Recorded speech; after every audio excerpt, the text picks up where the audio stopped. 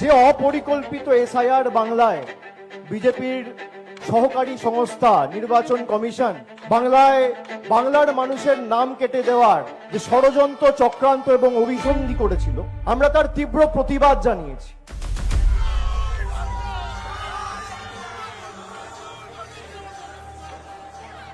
SIR ঘোষণা হওয়ার 3 মাস আগে থেকে বিজেপির নেতারা গলা ফাটিয়েছিল, চেঁচিয়ে চেঁচিয়ে বলেছিল 1,24,00,000 1,25,00,000 লোকের নাম বাদ যাবে।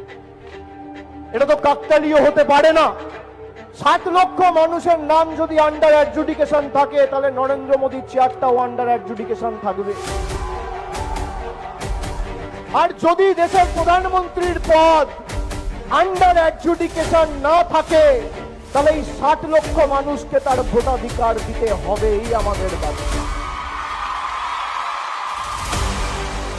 প্রধানমন্ত্রী নরেন্দ্র মোদী আত্মনির্ভর ভারতের কথা বলেছিল, আর মমতা বন্দ্যোপাধ্যায় স্বনির্ভর বাংলা কি বাস্তবায়িত করে মামাটি মানুষের সরকারের মুখ্যমন্ত্রী দেখিয়েছে।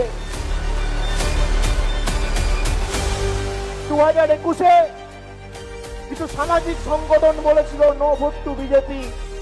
আজকে আমরা এই মঞ্চে 10 কোটি বঙ্গবাসীকে সাক্ষী রেখে বলতে চাই, শুধু নো ভোট টু বিজেপি বললে হবে না, এবার বয়কট বিজেপি বলতে হবে। এদের বয়কট করুন, সামাজিক বয়কট করুন, বয়কট বিজেপি, বয়কট বিজেপি।